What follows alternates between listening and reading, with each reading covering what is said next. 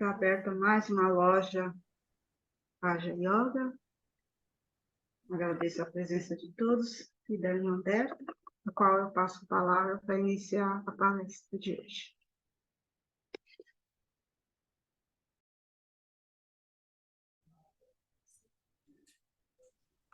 Obrigada. Boa noite a todos. Vou compartilhar, ok?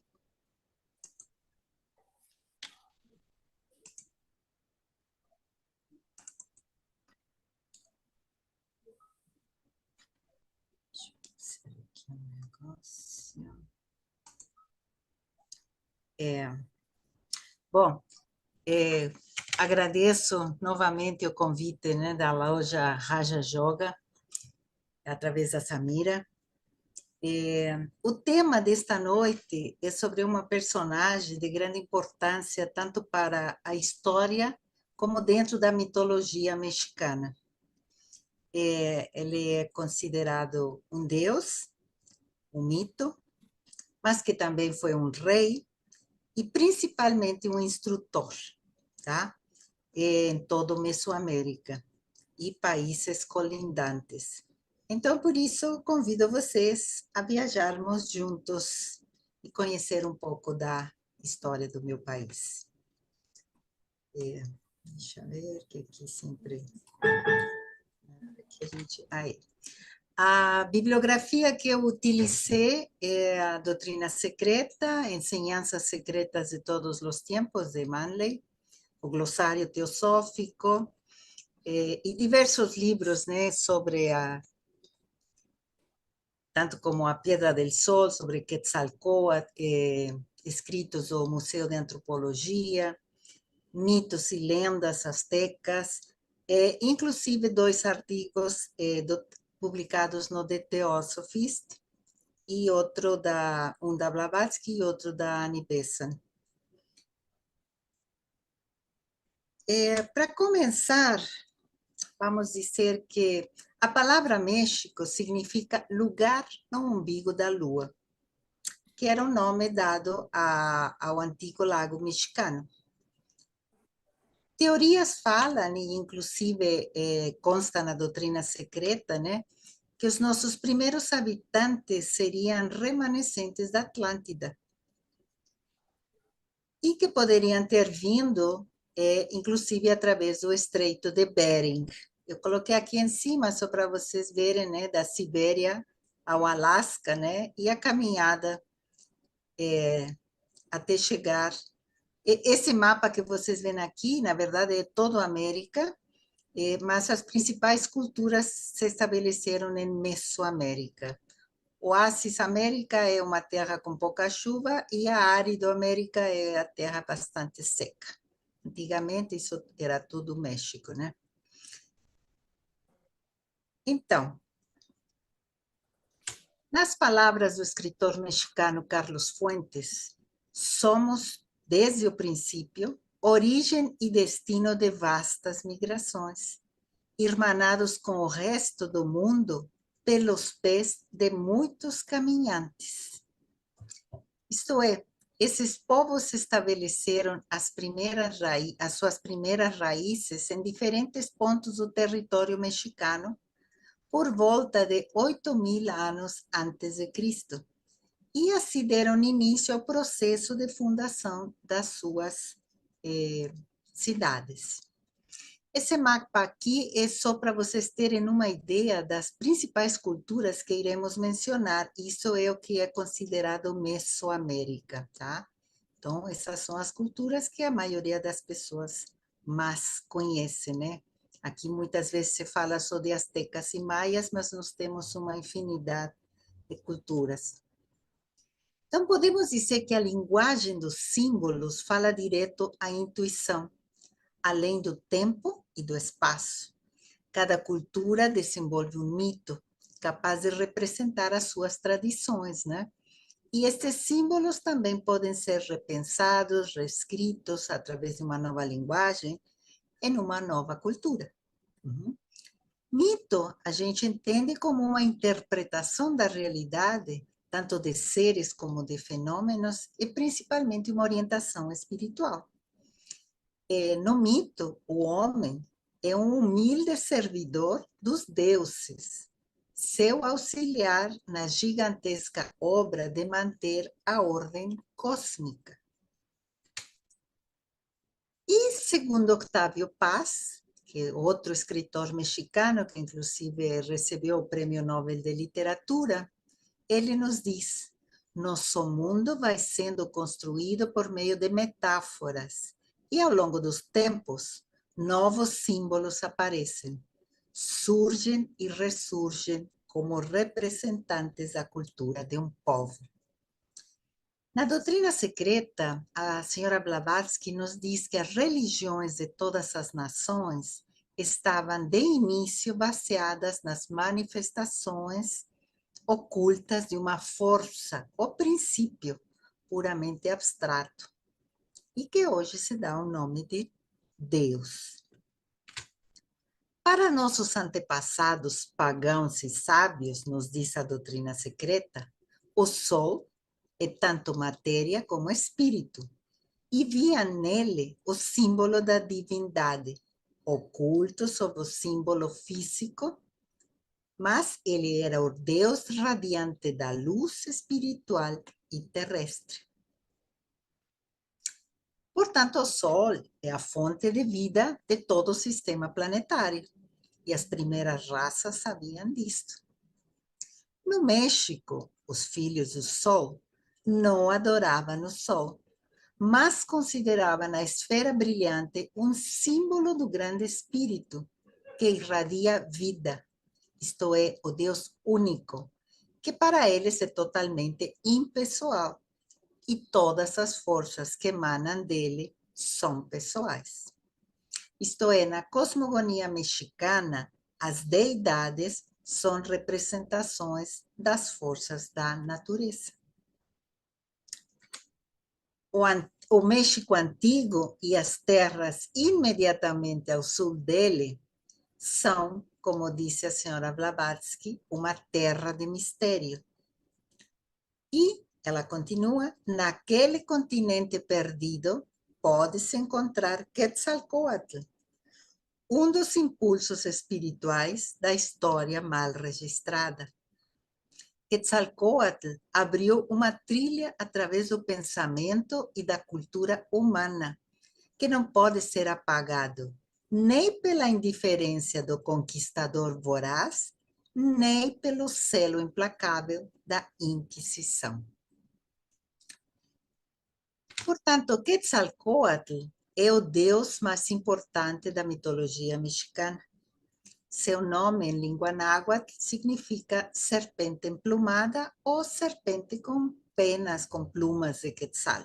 Essa imagem, evidentemente, é alegórica, não tem nada a ver, né? É só para mostrar a vocês o quetzal, que é esse pássaro, que é muito belo, e a serpente. Agora, o importante é o princípio filosófico de Quetzalcóatl, que é o equilíbrio entre o aspecto espiritual, representado pelo pássaro, e o material, representado pela serpente. Se crê que este mito migrou através dos fenícios, que foi para a Índia, depois o Extremo Oriente, ilhas do Pacífico e América, já que em todas estas civilizações a serpente é sempre cultuada. Quetzalcóatl, inclusive, já foi relacionado com o deus sumério Nigshida, que viria a ser Tot no Egito ou Hermes na Grécia. E aqui é uma particularidade. Esta imagem, vocês veem, a primeira é uma estela da cultura olmeca, em Veracruz, onde aparece a serpente, isto é, Quetzalcóatl, cobrindo uma pessoa, e essa pessoa carrega na mão uma espécie, vamos dizer, de bolsa. E do lado temos a Nigshida, da Mesopotâmia, carregando a mesma bolsinha. Até hoje não se sabe de que se trata, né? Mas é uma coincidência muito, muito grande, né? Como muitas outras que iremos ver. E, segundo consta nas tabuletas de argila ali da Mesopotâmia, Ningishida foi responsável pela criação do mundo, assim como Quetzalcóatl, iremos ver. E ele foi expulso pelo seu irmão Marduk e criou uma civilização além-mar. E ambos têm a serpente como símbolo, né? Então, isso é para pensar. Nós podemos também lembrar que o disco solar egípcio também era representado por uma serpente, às vezes alada. Agora, o fundamental é saber que a serpente ou dragão, às vezes se usa indistintamente a palavra ou serpente ou dragão, tanto que nos desenhos eles são semelhantes, né, parecidos. Mas isto é um nome, na verdade, um título que é dado a sábios e iniciados da antiguidade. Já que, por exemplo, os nagas dos adeptos hindus e tibetanos eram seres humanos, né? Não eram répteis. E na doutrina secreta, volume 3, nos diz: serpente foi sempre o símbolo da renovação, da imortalidade e do tempo. Era o grande emblema do mistério dos mistérios associado à árvore da vida. E na instância 3, a instância de Dician, nos diz que o dragão da sabedoria é chamado, né, dragão da sabedoria, porque os logos de todos os antigos sistemas religiosos estavam associados a serpentes e simbolizados por elas. E também nos diz, a serpente foi também um emblema de Cristo entre os templários, conforme o indica o grau templário na maçonaria. E, como todos sabemos, né, foi somente na Idade Média que a serpente passou a ser o símbolo do mal. Tudo isto consta na doutrina secreta. Então, vejamos quais são as lendas associadas a Quetzalcóatl. Qualquer coincidência? Ele nasceu de uma virgem, foi associado a uma nova estrela, no caso Vênus, realizou milagres, pregou a paz, era símbolo de morte e ressurreição, profetizou eventos futuros, prometeu que voltaria e foi o criador de todas as coisas. Isto é, poucos conhecem, na verdade, as origens da espiritualidade indígena mexicana, né? As suas metáforas, seus símbolos, pois compreender as alusões etéreas ainda é para poucos. Portanto, são conhecidos apenas traços mais ou menos básicos da história. Ao falar de Quetzalcóatl, não se pode afirmar que se trata de um ser, pois aparece em diversas culturas, desde os olmecas, isto é, 1500 a.C. Temos fragmentos da lenda e da história de um princípio espiritual envolvido na emanação e criação do mundo, e cuja filosofia unifica na diversidade. Mais teosófico não poderia ser. Mas também há um ser humano, de carne e osso, que representa o grande sacerdote, que se acredita ter encarnado como um rei justo e que se transformou em um mito depois de governar em Tojan, o Tula, no século XI. Portanto, a natureza luminosa de Quetzalcóatl, né, seu mistério impenetrável, a análise teológica e mitológica, fez que os mitógrafos importassem, inclusive, o conceito sânscrito de avatar, para tentar explicar as funções enigmáticas desse homem-deus, que, na verdade, vem a ser aquele que habita no interior de toda a humanidade. Por isso, precisamos da arqueologia do espírito, escavando fundo dentro de nosso ser. A figura de Quetzalcóatl é um símbolo arquetípico universal em Mesoamérica. Ele vem a ser o sopro divino que dá a consciência da matéria e nos revela a origem celeste do ser humano. Olha que importante.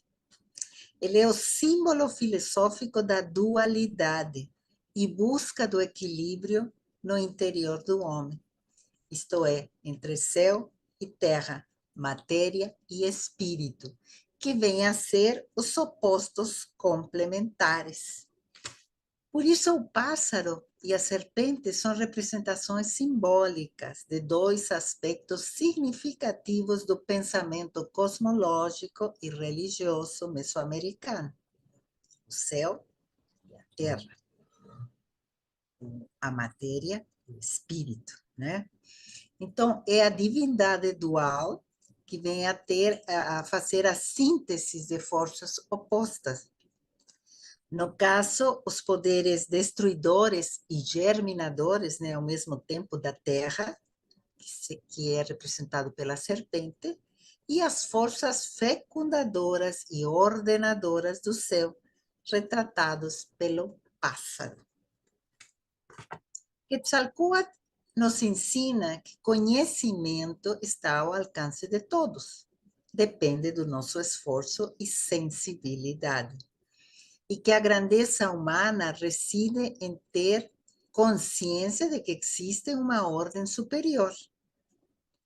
E ele estabelece a comunicação entre Deus e o homem, proporcionando assim o alimento físico e transcendental. Essa imagem nos mostra as escolas que chamavam Calmecac, e o Tlamatinime era um instrutor, era um homem sábio.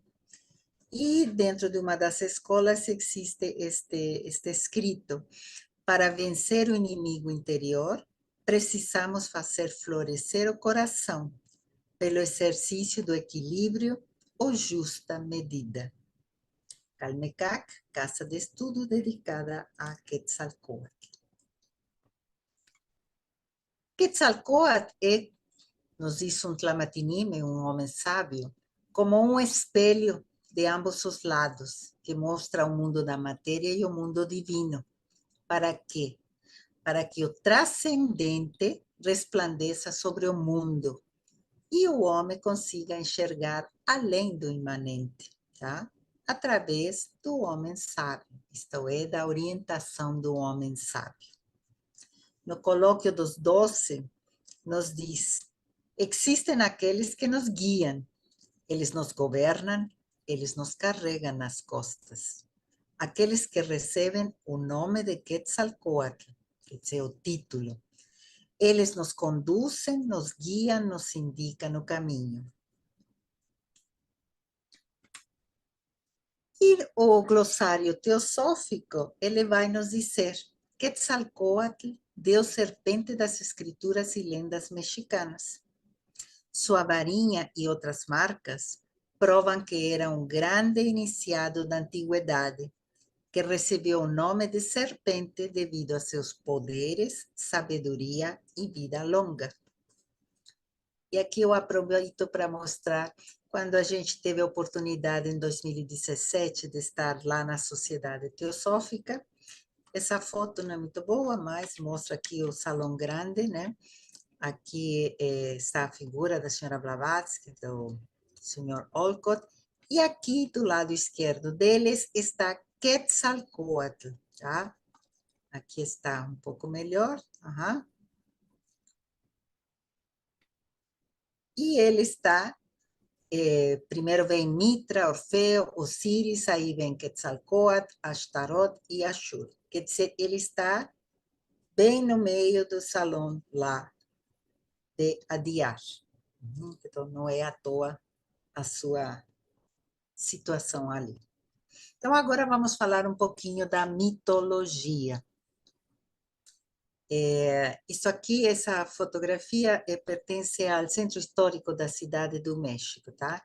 Que, na verdade, ele foi descoberto já faz anos, quando se construiu o metrô, porque todas as pedras eram um templo maior e foram usadas para as igrejas dos espanhóis, inclusive a nossa catedral. É um lugar muito interessante, do lado tem um museu fantástico que eu sugiro que, se alguma vez tem a oportunidade, visitem. Bom, o significado e atributos de Quetzalcóatl variam entre as civilizações. Claro, foi um período muito longo da história, basicamente 3.000 anos, então existem diversas historinhas. Se diz uma versão que ele nasceu de uma virgem chamada Chimalmán, a quem o deus Ometeotl apareceu em um sonho. Outra diz que Chimalmán concebeu Quetzalcóatl engolindo uma esmeralda, e uma outra narra que Quetzalcóatl nasceu de Coatlicue, a deusa da vida e da morte, que já tinha 400 filhos que formavam as estrelas da Via Láctea. Eles sabiam que o surgimento e passagem de mundos é obra de hierarquias de seres divinos que operam em estrita obediência à lei universal e vontade de Ometeotl, Deus primordial ou absoluto.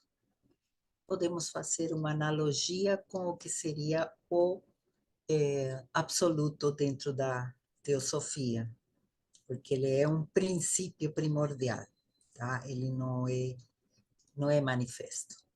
Ele também mora, tá, no centro do cosmos e em todos os planos do ser, como Senhor do Fogo e Senhor do Tempo. Isto é, ele tem a onipresença, né? Dentro da cosmogonia, o Meteotl, esse princípio, né, se diz que é o Senhor de 3 dignidades, né, como todos os deuses da Trindade. Ele é o grande Deus primordial que habita para sempre no 12º e 13º céus. Não é afetado pelo surgimento e desaparição do cosmos, isto é, dos Manvantara e Pralaya. Portanto, é exatamente a definição do absoluto, né? E as 3 aspectos que ele apresenta seria consciência, vontade e capacidade criadora. Então, ali nós temos um desenho, é só uma questão para ilustrar. No 12º céu, que na verdade é um espaço, vai se chamar o Mejocan, e onde está, poderíamos dizer, a mula prakriti, que seria a essência do que estão feitos os deuses do universo, né? A matéria. E embaixo deles aparece o reino da dualidade, onde habita nosso pai e mãe, que vem a ser o Metecutli e o Metzihuatl, senhor dual e senhora dupla, que vem a ser a causa primeiro que impulsa a criação. Essa imagem vocês conhecem. De acordo com a cosmogonia náhuatl, na história da criação do universo, os deuses Ometecutli e Ometzihuatl, isto é, essência feminina e masculina, tiveram 4 filhos. Dentro da teosofia se fala de 7, né? Mas aqui são 4 filhos. Esses filhos são Xipetotec, vermelho, direção leste, elemento água, deus da agricultura e da primavera. Tezcatlipoca, negro, direção norte, elemento terra, deus do juízo, da noite, do engano e da feitiçaria. Quetzalcóatl, branco, direção oeste, elemento ar, deus da luz, do vento, simboliza a vida, sabedoria, justiça, conhecimento, misericórdia. E Huitzilopochtli, azul, direção sul, elemento fogo, deus da guerra.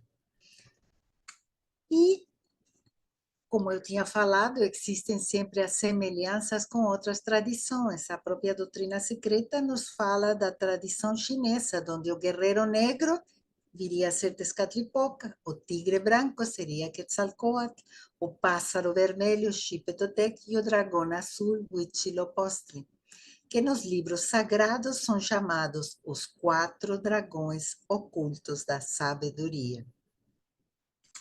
Então, agora vem um pouquinho de historinha sobre a criação do mundo.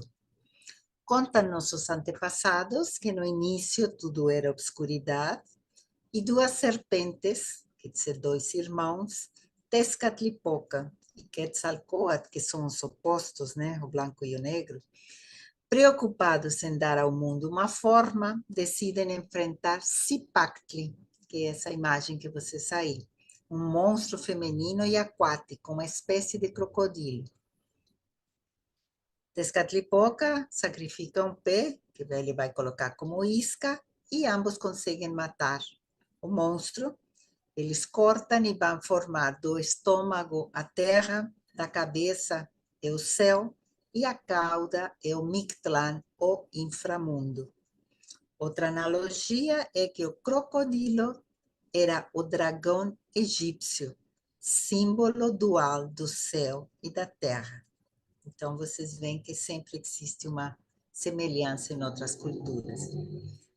A origem do universo, eles contam a lenda dos 5 sóis. Contam que existiam 5 sóis, que vem a ser o equivalente a 5 ciclos ou raças, cada um com sua humanidade, e que veio à existência através do sacrifício de um deus. Dentro da sua cosmogonia, né, o mundo emerge 5 vezes por meio de 5 renascimentos de sol, enquanto alguns dizem que, na verdade, serão 7, outros falam de 12 sóis. E, segundo a tradição deles, os mundos que nos precederam foram destruídos por mudanças geológicas. Existem interpretações que afirmam que foram testes dos deuses para criar o mundo de forma que pudesse atender às necessidades humanas e propiciar a sua evolução. Assim vamos ter a história dos sols. Então, o primeiro sol foi o sol jaguar, Tezcatlipoca. Se sacrifica, se diz que se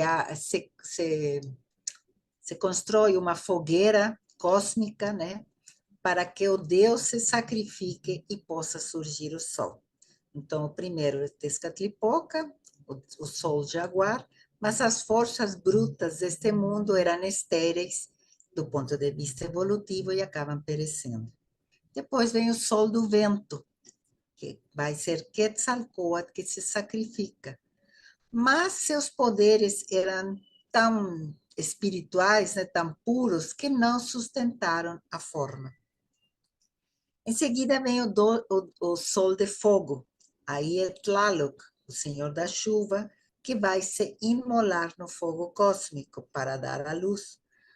Mas se diz que a intensidade vulcânica permitiu que apenas os pássaros sobrevivessem. O quarto sol é o da água, Chalchitlicue, deusa das águas, também se oferece, e o mundo acaba perecendo em um dilúvio. Se diz que os homens viram peixes. Cada um desses sóis teve um tempo de duração, não foi imediatamente que aconteceu. Aí vem o sol do movimento, que é o quinto sol, que é a nossa era atual. Se diz que 2 deuses se ofereceram, a lareira divina foi construída, mas Tecuscitecatl, senhor dos caracóis, na hora da hora não teve coragem para entrar no fogo. E o outro deus que estava com ele era Nanahuatl, um deus doente, que, portanto, ele entende a dor da limitação e da imperfeição. É curioso, porque normalmente nunca se fala de um Deus com essas características, né? E é ele que vai se jogar na fogueira e vai se transformar em sol. Aí o outro senhor dos caracóis, envergonhado, também pula, e ele acaba se transformando em lua. E se diz que ambos astros não se mexiam, aí entra em cena um aspecto de Quetzalcóatl, que é Hecatl, que é o vento. Ele sopra e consegue colocar os astros em movimento. Dessa forma surge a quinta raça, a raça Naojin. Uhum. Isto é mitologia, evidentemente, mas como vocês veem, tem certas alusões às raças, as raças dentro da teosofia. Depois destes acontecimentos, né, precisava ser formada a humanidade, e Quetzalcóatl desce ao reino dos mortos, Mictlán, para pegar os ossos das humanidades anteriores, porque ele precisava para criar a nova humanidade. Existem aí algumas histórias que falam que ele acaba sendo traído pelo deus do Mictlán, que fala que sim pode entrar, mas depois fala que não. Enfim, ele cai, perde a consciência e mistura os ossos. Então, os ossos se quebram e se misturam. Mas ele consegue fugir e ele, com o próprio sangue, ele consegue imbuir com nova vida e dessa forma ele cria a atual humanidade. Uhum. Então, portanto, Quetzalcóatl é considerado um deus, por ser filho de um deus primordial, um dos deuses primordiais, tá? E pela criação do mundo e dos seres humanos. Mas ele passou a ser mais considerado devido às suas ações e ensinamentos. E ele é conhecido nos diversos lugares, por exemplo, era Quetzalcóatl, mas para os maias era Kukulcán, para os maia quiché da Guatemala era Gucumatz, e para os incas e aimarás do Peru era Amaru. Se diz que esses sacerdotes desse Deus de paz governaram a América com sabedoria. E ele deixa como símbolo filosófico a dualidade, a busca do equilíbrio interior no homem. Nas tradições posteriores, essa deidade é conhecida por criar o mundo, a humanidade, inventora dos livros, do calendário, a doadora do milho, a humanidade, é símbolo de morte e ressurreição associada a Vênus. E cada cultura faz uma representação com algumas variantes, como vocês podem ver aqui, né? De Teotihuacán, a primeira, né? Estado de México, Cacaxtla, em Tlaxcala, em Xochicalco e em Chichén Itzá. Agora eu vou dar, assim, um pouquinho das culturas de Mesoamérica. Como vocês podem ver, são muitas diversas e aqui não estão todas, mas é só para dar uma ideia. Porque todas estas civilizações desenvolveram um grande acervo cultural, construíram esplendorosos templos, palácios, esculturas, trabalhos em cerâmica, mosaico, pedras preciosas, trabalharam também a poesia, o teatro, a pintura, a astronomia, o que demonstrou um refinado olhar artístico, assim como um sistema ético e filosófico que as diferenciou. Por isso, eu vou mostrar um pouquinho de cada uma, né? Os Olmecas, que vem a ser a civilização Mai dentro do México, porque é a que se tem notícia mais antiga, aproximadamente 1500. Se desenvolveu no Golfo de México. Eles cultuavam já a serpente emplumada, tá? Seus mitos, né? Eles estabeleceram no Golfo de México, Veracruz, Tabasco, fazem de Quetzalcóatl um herói, um homem das colheitas, que dá comida à humanidade e, por vezes, é ensinado ou assistido por uma figura divina de outro mundo. E aí está aquela imagem que eu mostrei da Mesopotâmia e da cultura olmeca. Então, existe outra figura que é muito interessante. Isso aqui já é um templo em Philae, Egipto, Hapi. Hapi. E vocês veem também, tem um ser que está envolto por uma serpente. Então, tem sempre semelhanças em diversas culturas. A civilização se destacou com a escrita, calendário e diversas habilidades que eles mostraram. Aqui um pouquinho só para vocês verem. Eles são muito famosos pelas cabeças gigantes, né? Mas tem lugares fantásticos e vocês veem a habilidade na cerâmica. Agora vamos falar de Cholula. Cholula fica a 12 quilômetros da cidade de Puebla. Puebla é muito famosa, pertinho da cidade do México. Ela se desenvolveu 300 a.C. Essa pirâmide tem o título de maior pirâmide já construída em qualquer lugar do mundo, tá? De acordo com o Guinness Book. Ela tem uma base de 450 por 450 metros, 22 andares, 66 metros de altura. Aqui, só para vocês perceberem, vocês veem essa parte que você vê aqui no canto, é isto aqui, onde você vê as pessoas. Então, só para vocês terem ideia do tamanho. Acontece que a pirâmide de Cholula, né, é dedicada a Quetzalcóatl, começou a ser erguida 200 a.C. e atingiu seu tamanho no 8º século, né? Aproximadamente 700, quer dizer, foram quase 1000 anos.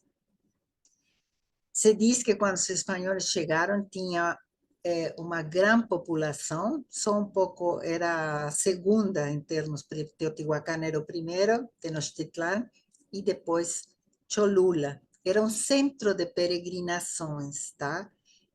Os espanhóis, quando chegaram, diz que a compararam com Roma ou Meca, a grandeza desse lugar. Agora, em volta, né, que é a cidade de Puebla, se diz que tinha mais de 400 templos, que era mais de um templo por cada dia. Hoje, Puebla é famosa por isso, se diz que tem uma igreja, porque cada templo foi destruído e colocado uma igreja em cima, né?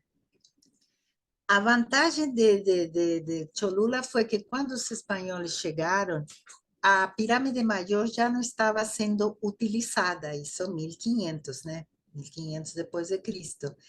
Então, a montanha parecia aparentemente uma montanha, simplesmente. Então, eles não perceberam que tinha uma pirâmide lá dentro. Então, vocês percebem aqui, eles construíram uma igreja em cima, mas em cima da montanha. Essa pirâmide tem túneis, enfim, é enorme. E a própria Blavatsky, ela comenta nesse artigo que se chama Terra de Mistério, Cholula ultrapassou a grande pirâmide de Quéops em largura, se não em altura. Bom, agora vamos para Teotihuacán. Importante que vocês percebam que Teotihuacán floresceu de 200 a.C. a 650. E os astecas só chegaram no século XII, ficaram do 12 ao 16. Então, tem aí um hiato de uns 500 anos abandonada. Portanto, Teotihuacán é repleta de mistérios,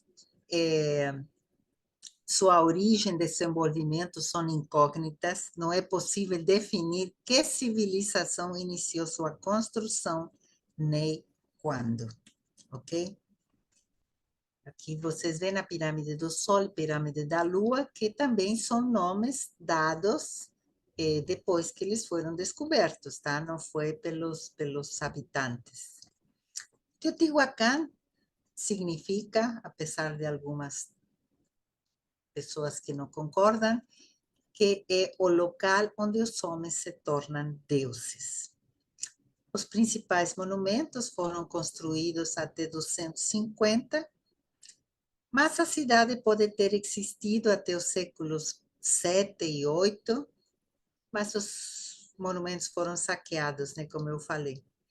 Quando os astecas chegaram, eles consideraram uma cidade sagrada, por isso que chamavam onde os homens se tornam deuses, que tinha sido construída por deuses ou por gigantes. Imaginem a grandiosidade que eles encontraram. E aqui começa Quetzalcóatl a aparecer representado de diferentes formas, tanto como entidade divina como humana. E o principal é no conjunto arquitetônico da cidadela. Aqui a primeira imagem é uma suposição de como deveria ser, e as outras é como se encontra hoje, né? Então, o templo de Quetzalcóatl, edificado no século III e que continuou sendo utilizado depois do colapso de Teotihuacano, quer dizer, mesmo depois, quando chegaram os astecas, continuou sendo utilizado. E essas figuras são justamente a representação da serpente emplumada, né? Como vocês viram aqui. Então, por isso que eu falo que tanto pode ser uma serpente como pode ser um dragão. Uhum. Agora vamos falar dos toltecas. Os toltecas são de 650 a 1150. Adoravam Quetzalcóatl, se desenvolvem no estado de Hidalgo e passou a ser o nome tolteca como sinônimo de pessoas civilizadas, porque foi uma civilização extremamente talentosa. Uhum. Então, vocês têm aqui algumas imagens. Sua capital foi fundada por Seacatl Topitzin, Quetzalcóatl. Quer dizer, aqui Seacatl, ele tem o título de Quetzalcóatl. Ele foi soberano que trouxe grande prosperidade à região. Tojan, náhuatl, Tula, foi a maior cidade do México nos séculos do 9 ao 16. Uhum. Até a chegada praticamente dos espanhóis. Foi considerada a capital da cultura, conhecimento e refinamento. Era um recinto sagrado projetado para espelhar os mistérios da existência, e cujo nome em náhuatl significa mestres artesãos. Olha a semelhança com a maçonaria. Toyan veio a tornar-se o protótipo, né, de cidades posteriores. Agora, seu governante, rei de Tula, se diz que ele viveu de 999 a 1051. Tá? Agora, acontece que o mito desse governante, que apareceu 500 anos antes da conquista, foi a chave para os conquistadores no século XVI ser recebido com honras, dadas as crenças do seu retorno. Claro, quando os espanhóis chegaram, eles pensaram que fosse o deus Quetzalcóatl que estava voltando, né? Algumas das suas imagens, da sua cultura. Aqui em Tula, basicamente, temos os gigantes de Tula, que é um dos pontos máximos deles. Aqui tem uma foto minha do lado, aqui estou eu, junto com minha irmã, para vocês verem a altura desses gigantes, para calcular mais ou menos. Agora veio interessante, os toltecas simbolicamente dividiam o corpo humano em 4 partes. Da cintura à cabeça era o céu, representado pelo Quetzal, que se associava ao espírito.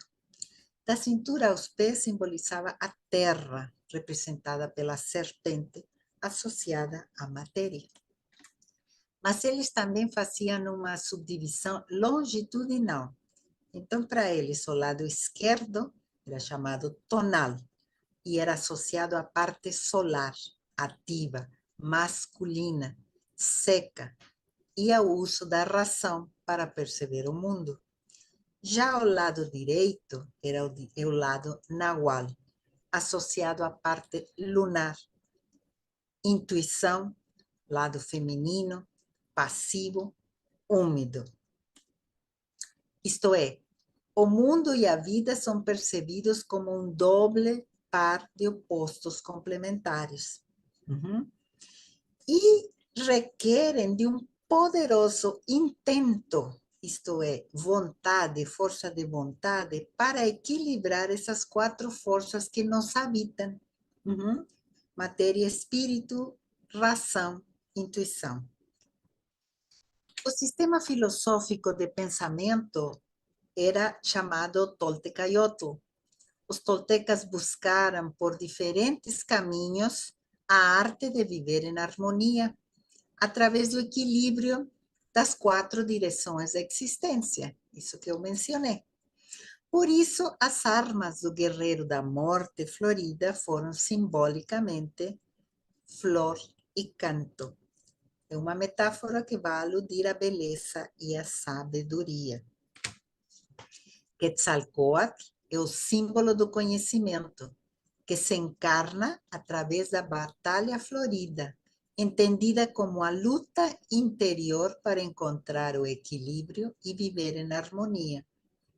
Quer dizer, é o campo de batalha o campo de batalha dessa luta é a vida cotidiana, o jogo dialético das forças e debilidades de cada indivíduo, que podem nos arrastar ao abismo se a gente não souber equilibrar. Dentro da Batalha Florida,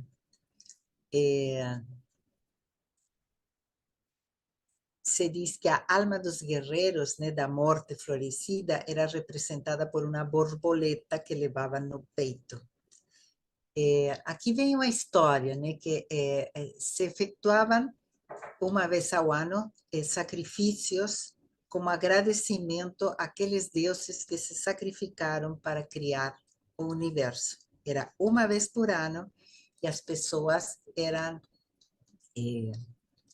por própria vontade. Então, eles chamavam os guerreiros da morte florescida. E não era numa batalha, era num jogo de pelota, de bola. Depois vou mostrar. Então, esses guerreiros eram representados por uma borboleta que levavam ao peito. Aquele que perdia, ele iria morrer. E eles entendiam que quando o espírito do guerreiro se desprende de sua envoltura terrenal, a borboleta eleva seu voo em direção ao princípio gerador, isto é, em busca da luz. A matéria cumpriu a sua missão e se reintegra à Mãe Terra. E a borboleta, no caso a alma, busca o Pai, o Sol, o Espírito.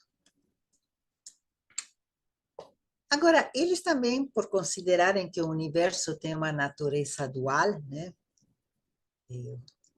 Os toltecas acreditavam que o Ser Supremo tanto cria o mundo como o destrói, né? Seria a figura de Shiva, né? A função destrutiva de Quetzalcóatl era Tezcatlipoca, cujo nome significa espelho de fumaça negra. Fumaça negra é como Maia, aquele que nos cobre a visão, nos engana, ok? E com o tempo, Tojan, essa grande cidade, foi sendo dividida entre os seguidores do deus Quetzalcóatl e do deus Tezcatlipoca, que era o deus noturno. E Tezcatlipoca faz uma trampa, né, para Quetzalcóatl, ele se converte em velho e consegue embebedar a Quetzalcóatl, a Seacatl-Topiltzin, né, que tinha o grau de Quetzalcóatl.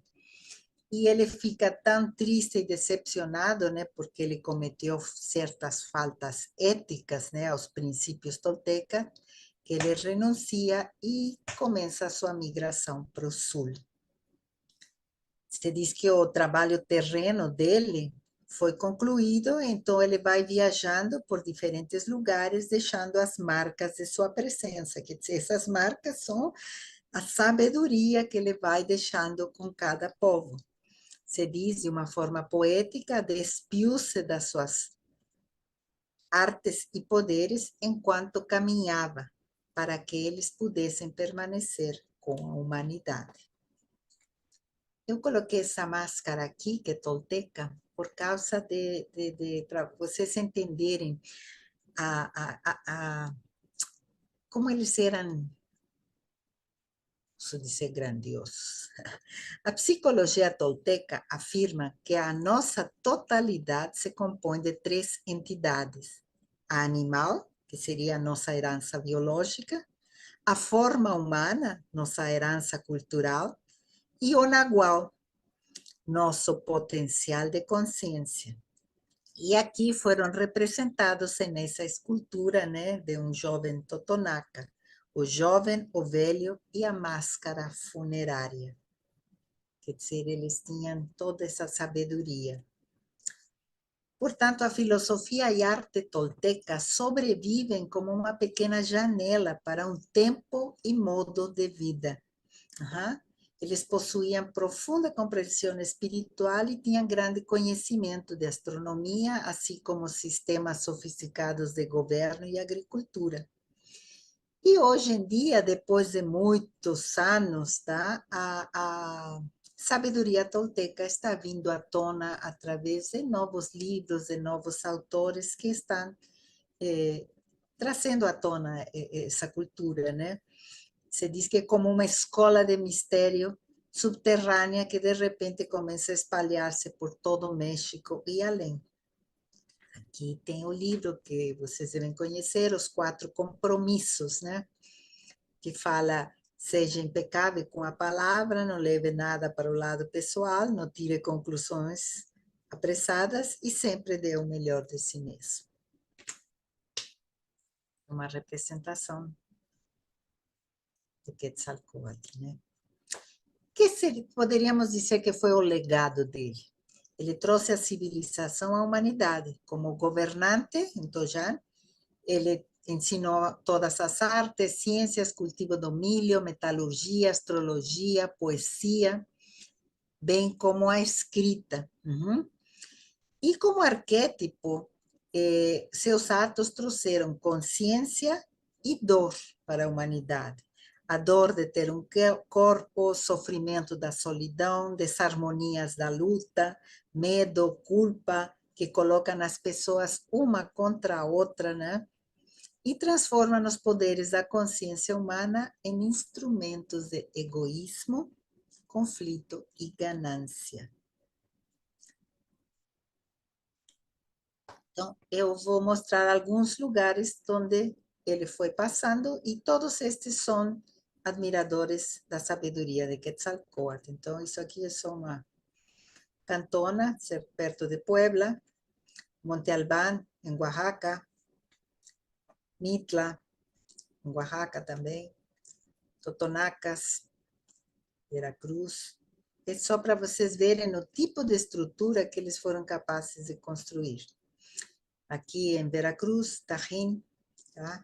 Aqui vocês veem nessa imagem uma pessoa, vocês veem o tamanho em uma das janelinhas, aqui vocês veem o prédio inteiro. Uhum. Xochicalco.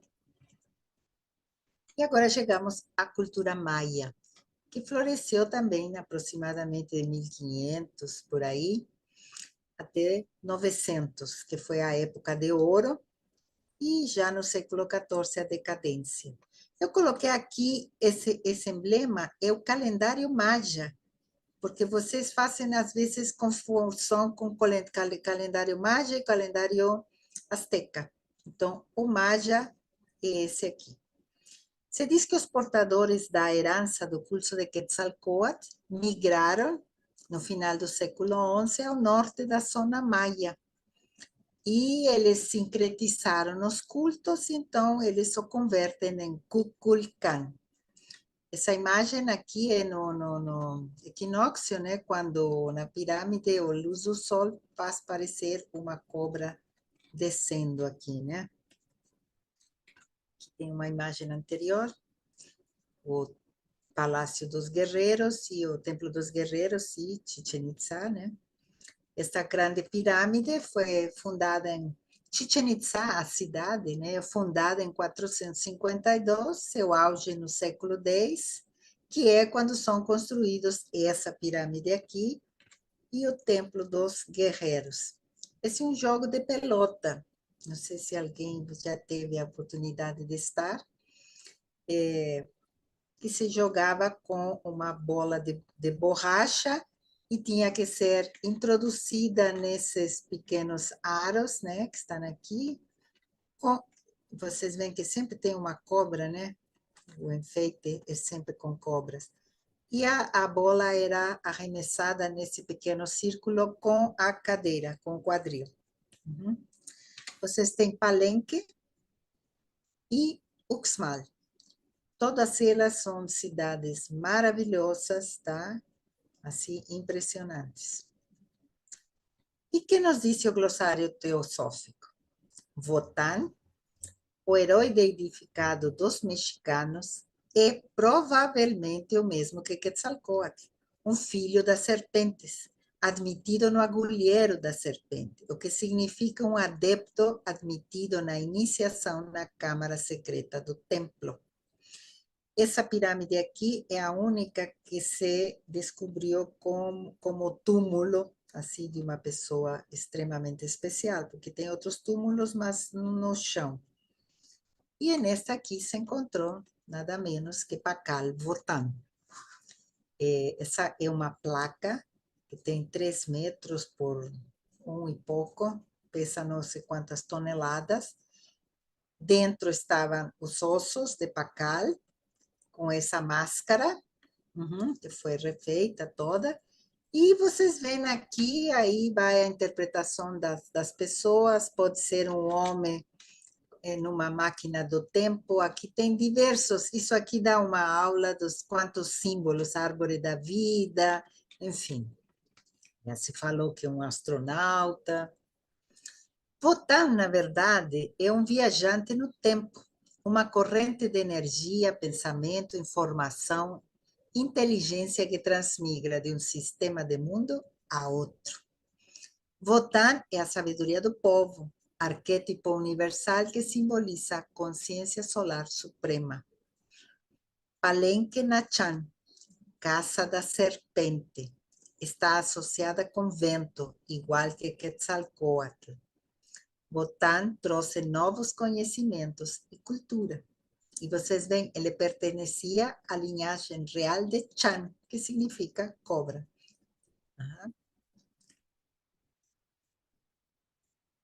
E existe uma profecia no livro do Chilambalam, que é dos maias, né? Que eles alertavam sobre uma cultura tirânica branca que voltaria, que chegaria, mas que no futuro voltaria à harmonia. Tomara que assim seja. O deus serpente é mencionado também num fragmento do Códice do Popol Vuh. Popol Vuh é um códice extremamente famoso que relata o mito da criação e conta a evolução da humanidade com suas criações e diversos cataclismos sucessivos. O texto é bem parecido com Doutrina Secreta ou Estâncias de Dician. Tudo era imobilidade e silêncio na escuridão da noite. Apenas o Criador, o Dominador, a serpente coberta com penas. Eles que engendram, eles que criaram, estavam nas águas, como uma luz sempre crescente.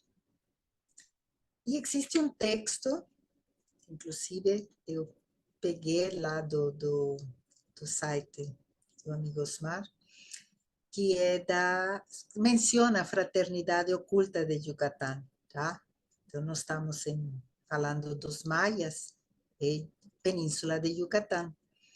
E isto aqui foi a Annie Besant publicou no The Theosophies, em 1917. Ela fala que é um grupo que descende da quarta raça e representa importante papel na evolução do mundo. Hoje, ainda, a quarta raça constitui a maioria da humanidade. E a fraternidade oculta de Yucatán deve cuidar especialmente de sua evolução.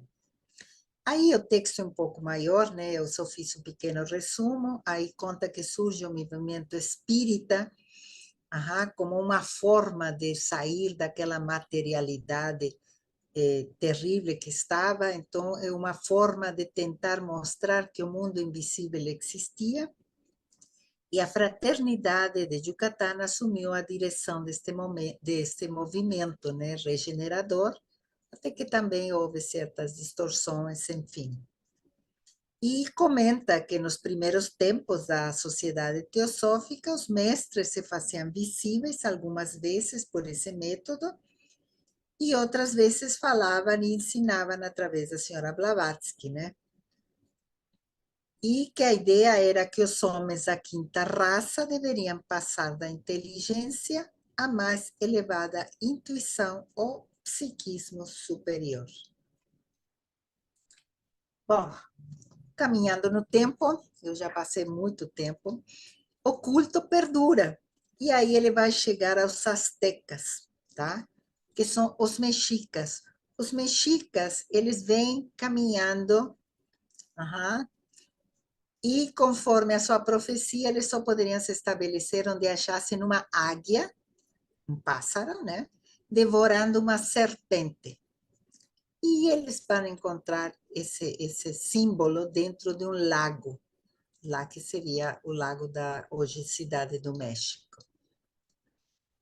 O chefe deles, Tenoch, ordena que se construa uma cidade e eles começam a erguer habitações sobre estacas, unindo-as à terra firme por meio de pontes. Então, eles conseguem construir toda uma cidade em cima de um lago. Eles cultivam, eles fazem tudo, tá? E eles têm um sistema filosófico, eles produzem esses jardins flutuantes e eles têm 4 princípios, que é o cuidado do corpo, da psique, isto é, pensamentos e emoções, o cuidado com a comunidade e o cuidado ao Deus natureza. Eles conseguem construir uma grande cidade que vai dominar em 1325, né? Eles fundam Tenochtitlan, que é a atual cidade do México, e eles dominam mais de 500 cidades ao redor, aproximadamente 15 milhões de habitantes. E quando os espanhóis chegam, né, 200 anos depois, eles se encontram numa grande civilização altamente desenvolvida, né? Só como curiosidade, os filósofos do Império Azteca, que eu já tinha mencionado, os tlamatinimes, né, os homens sábios, eles tinham uma filosofia muito especial, né? Tlamatinim e náhuatl são aqueles que sabem coisas, homens sábios ou filósofos encarregados de instruir ou guiar o povo. E existiam diversos tipos, olha a sofisticação. Tinha aquele que era especialista, uma espécie de psicólogo, era o ouvinte das frustrações dos astecas. Tinha o especialista na região dos mortos. Tinha aquele que buscava humanizar as pessoas usando o ensino como cura. E tinha o quali, que significa sábio, não bom ou falso, amante da escuridão, isto é, feiticeiro.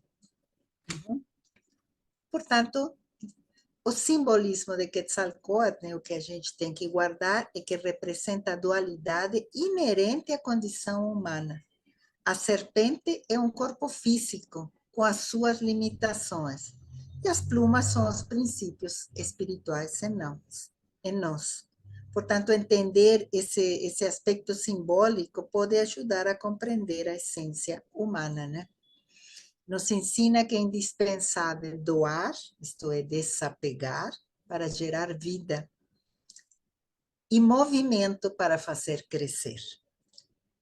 Portanto, precisamos simbolicamente reviver o sacrifício dos deuses diariamente em nossas vidas, renunciando ao egoísmo para que a vida siga seu curso evolutivo. Precisamos de humildade e coragem para lançar-nos nessa fogueira sagrada, né, de todos os dias, essa batalha florida.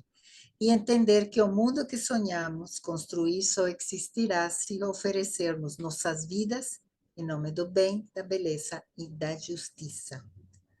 Por quê? Porque cada indivíduo, em sua natureza mais íntima, é Quetzalcóatl. Uhum. Então, devemos surgir das cinzas do sacrifício por meio da autopurificação, que vai se refletir no nosso coração, para poder chegar ao lugar do conhecimento e nos tornar um Quetzalcóatl, que poderíamos dizer um iluminado, o semblante de Ometeotl, verdade eterna e imortalidade onisciente. A doutrina secreta nos diz: os atlantes introduziram os mistérios na América, no México, Peru, continuaram a existir até a época da invasão espanhola. Os invasores destruíram os anais do México, mas não puderam tocar com suas mãos sacrílegas as numerosas pirâmides, lojas de vetusta iniciação, ruínas das regiões de Puente Nacional, Cholula e Teotihuacán. São sobejamente conhecidas as ruínas de Palenque, Ocotzingo, em Chiapas, e outras na América Central. E ela continua: se as pirâmides e os templos de Guiangola e Mitla, aqui está a imagem dos dois, algum dia revelaram seus secretos, a presente doutrina demonstrará que foi uma precursora das maiores verdades da natureza. Por enquanto, estes lugares bem que podem ser chamados Mitla, lugar de tristeza, mansão dos mortos profanados.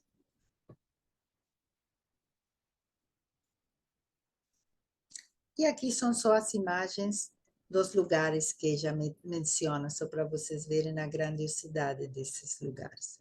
Ocotzingo, Angola. Os antigos aprenderam a conciliar a criação e o tempo, explorando pouco e bem a riqueza da selva, explorando com cuidado. Mas quando as castas governantes colocaram o poder por cima da grandeza da vida, a terra não bastou para sustentar as exigências. Vieram as guerras, caiu o poder, permaneceu a terra. Por isso, nós devemos estar atentos ao momento em que o cristal se turva e deixa de refletir a vida. Por quê? Porque quando uma sociedade se torna materialista, ela perde a capacidade de compreender a linguagem dos símbolos, que é próprio das almas sensíveis, capazes de enxergar a vida com profundidade. E aí a tendência é interpretar todo de forma literal.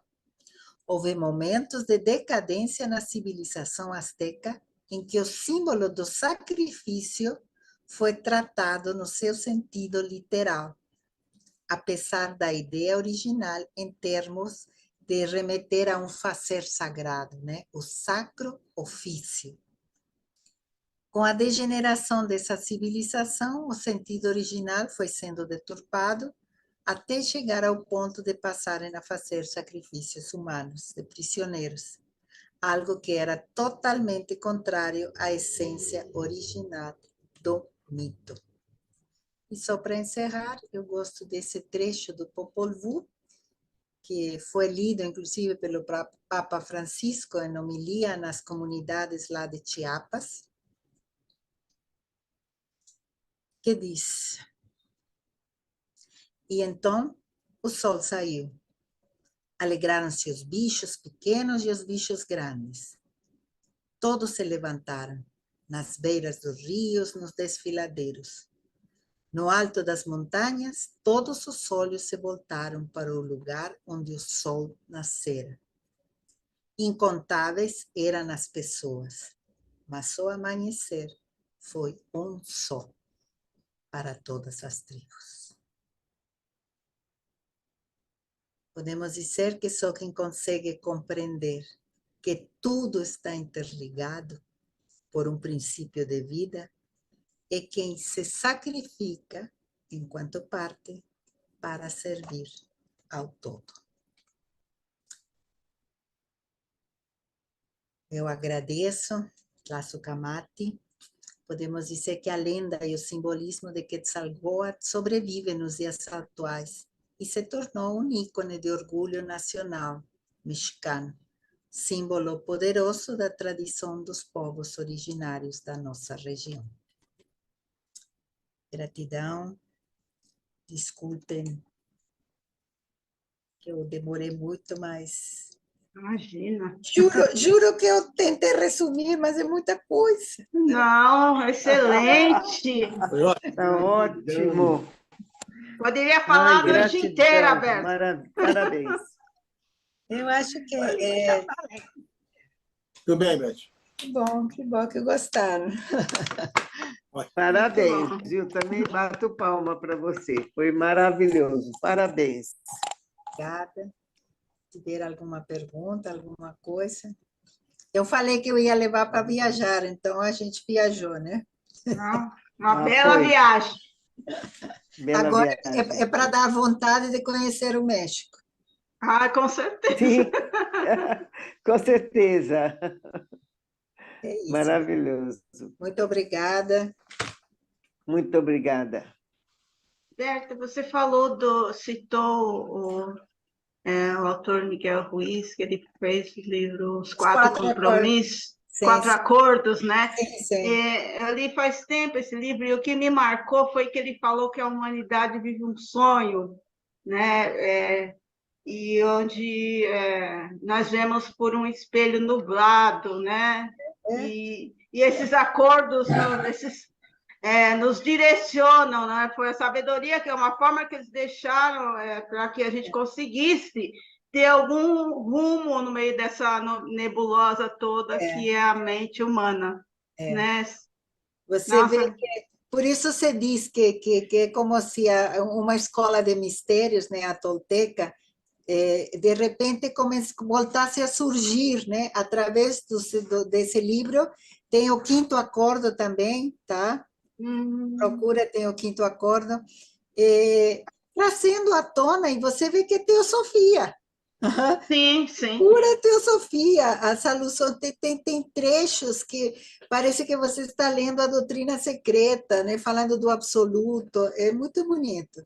Muito lindo. E eu confesso que muitas coisas que eu nem sabia, né? Porque a gente, não pelo fato de ser mexicano, a gente estuda a história, mas nem sempre aprofunda, né? Então, eu agradeço a oportunidade, porque dessa forma conheci melhor. Nós é que agradecemos. Sem dúvida. Irmãos que quiserem perguntar alguma coisa ou agradecer, fiquem à vontade. Parabéns, irmã Berta, aí pela conferência, muito informativa, né? Eu gostaria de perguntar para a irmã o seguinte, todas essas datações que se faz dessas civilizações, você acha que elas são, assim, datações acuradas, assim, ou seria mais antigo? Olha, existe alguma divergência entre algumas fontes, por isso você tem que pesquisar em vários, né? Porque se diz que a mais antiga é 1500 antes de Cristo, mas a Maia também é mais ou menos dessa época. Só que consta que desde 8.000 anos antes de Cristo, eles já vieram, só que não deixaram escrito, vamos dizer, ou em algum tipo de documento nas estelas, né? Mas, então, as datas não são totalmente precisas. Não são, não. O que eu acho muito recente, né? Essas datações de ano, até na era cristã, assim, eu acho que uma civilização que fazia essas construções megalíticas tal, Por isso, então é uma tecnologia muito mais antiga do que qualquer coisa que de alguns poucos séculos atrás aí. Eu não realmente eu acho muito estranho essas datações assim, muito próximo da atualidade para o tipo de tecnologia que é muito semelhante ao Egito, ou Então, coisas do Oriente. A gente sabe que isso aí deve ter participado da diáspora Atlante e tal. Então, eu acho que precisa mais pesquisa, realmente. É um problema porque as pedras não podem ser datadas com carbono 14, né? é. Mas Então, por né? isso se diz que Teotihuacan, né, que são as mais conhecidas, são um mistério até hoje. Porque quando, por isso se fala, normalmente se conhece e se coloca como se fosse Azteca, Teotihuacan. Não, quando eles chegaram, isso já estava, tá? É como no Egito. Essas pirâmides Sim. enormes já existiam e ninguém sabe quem construiu, quando, como. Aham. Até hoje são os mistérios. Um dia por isso que a própria Blavatsky fala, né, se esses lugares, né, ela menciona basicamente Mitla e Giangola, é, é, fosse descoberto tudo que existe por trás, essa doutrina, né, quer dizer, a doutrina secreta ia ser precursora. Deixar de ser. É muito interessante, Muito bom. inclusive. É muito importante citar que Blavatsky, né, previu que em todas as Américas seriam descobertas essas cidades e, inclusive, ela chegou a indicar que no Peru também Uhum. existiriam essas cidades muito antes de ser descoberto De um serem Machu descobertas. Picchu, né? E outras assim. Então, realmente é um legado, né, histórico que a gente tem que é muito importante esse estudo que você traz para a gente ter uma noção que realmente a sabedoria está aqui nas Américas há muitos milênios e a gente sair daquela visão eurocêntrica tal, né? Que dá a impressão que realmente a sabedoria sempre veio ali da Europa. Europa e outros locais, quando na verdade, quando os europeus chegaram aqui, quer dizer, as civilizações já tinham passado do milênios aí e já poderia estar até numa decadência, né? E que acabou realmente acontecendo como aconteceu com toda a civilização. Atlante decaiu, mas a sabedoria sempre teve aí, por isso que Blavatsky Os esteve guardiães. aí, né? Investigando, procurando, né? Porque realmente a gente não deve imaginar que a sabedoria nasceu com o pessoal aí que colonizou aqui as Não, Américas, né? ao contrário. Isso mesmo. Então, muito obrigado aí pela exposição, realmente muito rica e valeu a pena aí. Obrigada, agradeço.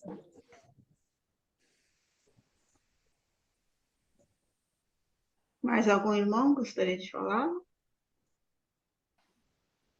Fechar?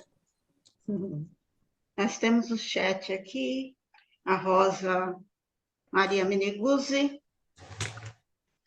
agradece, uma exposição muito rica, obrigada. O Henrique Cesaretti Obrigada. também agradece, a exposição maravilhosa, muito interessante, parabéns. Eu que agradeço. Eu que E o agradeço. nosso irmão Heitor também agradece, uma excelente exposição, irmã Berta, meus parabéns, parabenizo. Obrigada. Até a próxima. Até a próxima. E que seja breve, né, Berta? Calma. Gratidão, Berta. Obrigada, meu. Obrigada. Gratidão, Berta. Nós agradecemos. Eu que Muito boa agradeço o convite. Muito obrigada. Gostei de saber das pirâmides. E a gente não sabia desse detalhe. Você trouxe à luz Que bom, esses conhecimentos. que bom. Muito obrigada. Bom, algum mais irmão gostaria de falar? Estão me ouvindo ou não? Sim, pode falar, irmão. Roberta, bom, você sabe que eu sou apaixonado pelo México Já tive diversas vezes por lá. Já cheguei a morar até um pouco, certo tempo lá trabalhando em algumas coisas, no Itamaraty. E esses sítios, esses locais que você mostrou, a Pirâmide de Teotihuacan, por exemplo, Tenochtitlan, perdão, e a Cidade do México mesmo, quer dizer, como é que foi feita em cima da cidade de lago. Teotihuacan, Uhum. foi feito, né? O Museu de Antropologia que você citou aí, que é uma das coisas mais extraordinárias do mundo. Mas então, tudo isso para dizer a você que eu achei fantástico a sua exposição, claríssima e, bueno, eu diria imejorável. Muchas gracias. Gracias, gracias. Muito bom, parabéns, ótimo, muito bom.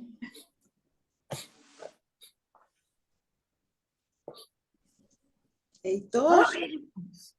A semana que vem, nós vamos ter uma palestra do Ricardo Máfia. O tema vai ser o eu superior e a neurociência, uma visão transpessoal. Todos estão convidados, vai ser online. Obrigada, obrigada. Então, Ok. Vamos fechar? vamos fechar. Uhum. Agradecendo mais uma vez a irmã Berta pela excelente explanação, por nos enriquecer, trazer sabedoria do mestre. E vamos agradecer a todos os irmãos. Vamos fazer o mantra da unidade. Ó vida oculta que vibras em cada átomo. Ó luz oculta que brilha em cada criatura. Ó amor oculto que tudo abranges na unidade. Saiba todo aquele que se sente uno contigo, que ele é por isso mesmo uno com todos os outros. Paz, paz, paz. Que todos tenham paz, que todos sejam felizes, que todos tenham paz e que todos sejam muito, muito felizes. Om Shanti, Shanti,